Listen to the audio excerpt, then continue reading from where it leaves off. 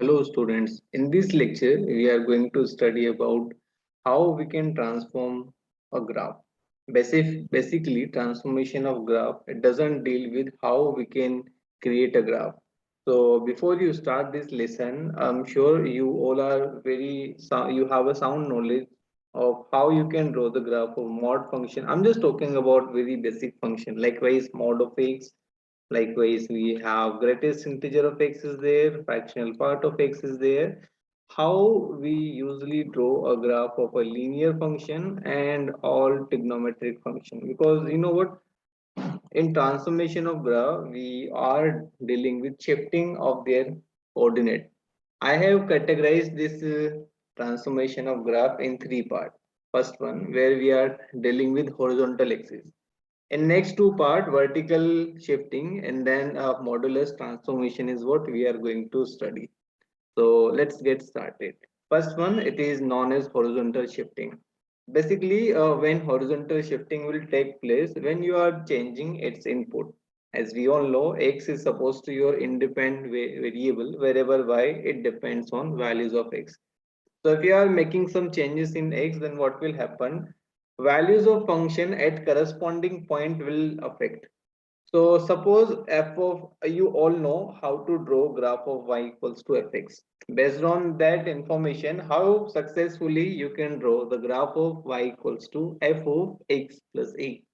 Now there may be two situations. One, when a is greater than 0, or when a is lesser than 0. Now what will happen if a is greater than 0? I know horizontal shifting will be attached with this expression. So now if a is greater than 0, you are supposed to shift your graph by a unit, But now we do have a problem if I am shifting my graph by a unit, but in what direction? In rightward or in leftward?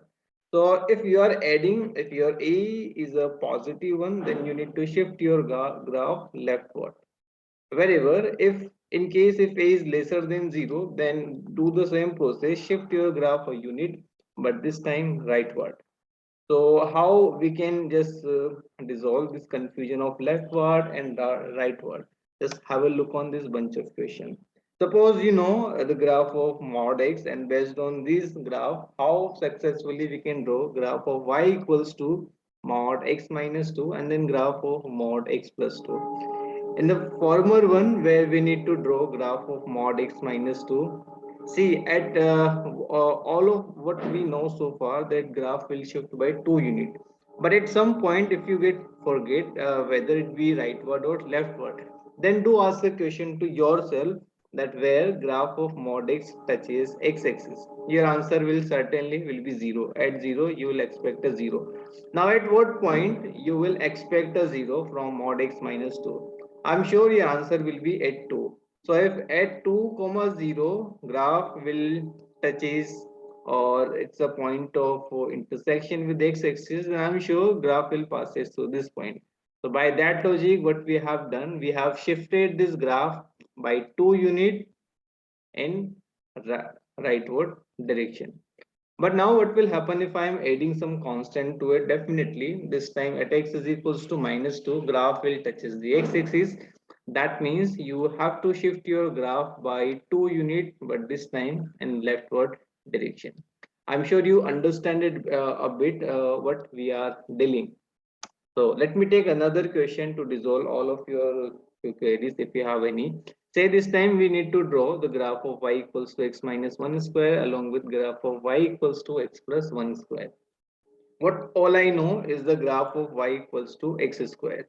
So if x minus 1 whole square is concerned, then I would shift my graph by a unit in what direction? In rightward direction. So graph will start from a point 1 comma 0, and this is how my graph will look like, something like this, correct? And now if I'm adding some constant in input, then what will happen? Certainly graph will shift by the same unit but in leftward direction. So if this is the graph of y equals to x minus 1 square, what I can expect for the another one will be the graph of y equals to x plus 1 square, and this is how you would end up drawing this graph. I'm sure you get it, know what logic behind this horizontal shifting is.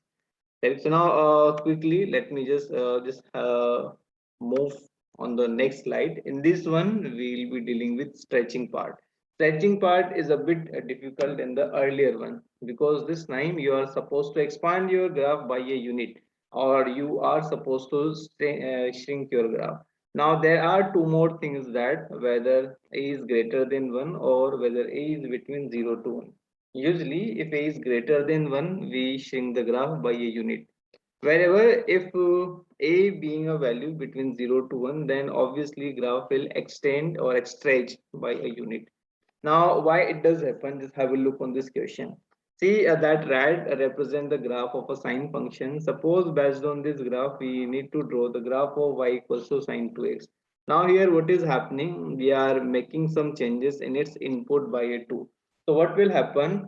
At a particular input, output will definitely change. Earlier in sin x, we used to get a 0 at 0 or at every integral multiple of y. So now what will happen, along with all of this integral multiple of pi, pi by 2, 3 pi by 2 will also be that points where graph will give you a 0. So it just resemble like you have shifted your coordinate of pi comma 0 upon pi by 2 comma 0. So what will happen by that logic? You have shrink your graph by 2 unit, and at that time the value 1 which you supposed to get at pi by 2 earlier, it will occur earlier, and this time it will be 8 pi by 4. So this is how your graph of sine 2x will look like. Certainly this will be the graph of sine 2x. Now let me move on the next one, where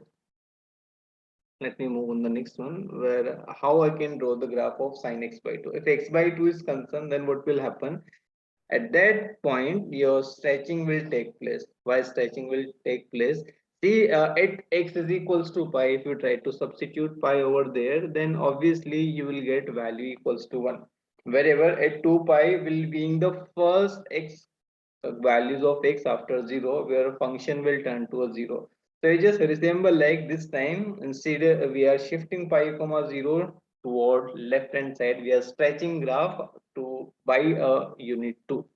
So if this is the case, let me draw this graph with the blue this time. For the case of sine x by 2, I'll get value 1 at x is equals to pi. So this will be your graph. This will be the graph of sine x by 2. I'm sorry for my bad drawing, but this is how stretching and extension will it does work.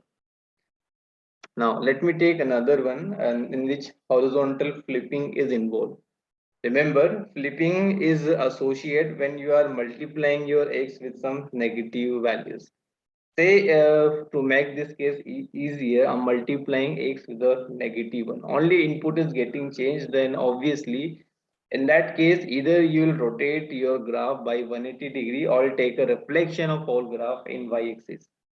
So say if that graph is the graph of y equals to x fx, and based on this graph, if somebody asks you to draw the graph of y equals to f of minus x, then what will you do? You'll put your mirror on y axis and take a reflection.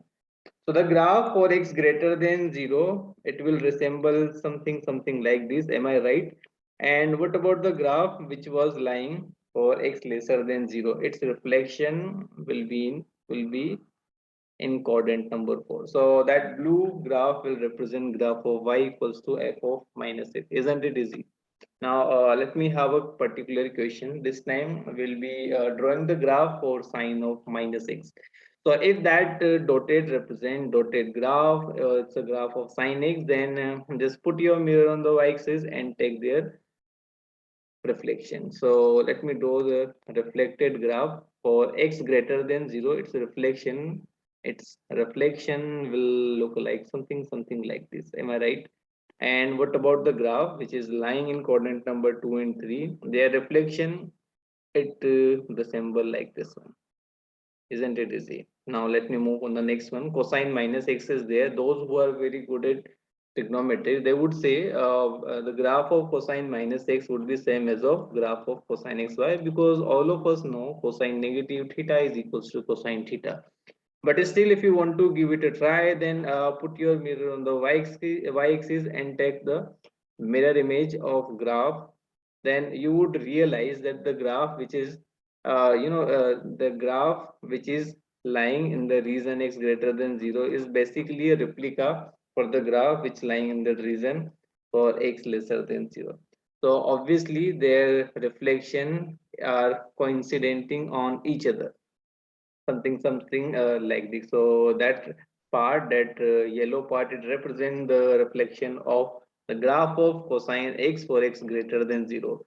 Then this graph in red is usually it is representing the reflection of graph cosine x, which is for x lesser than 0, obviously.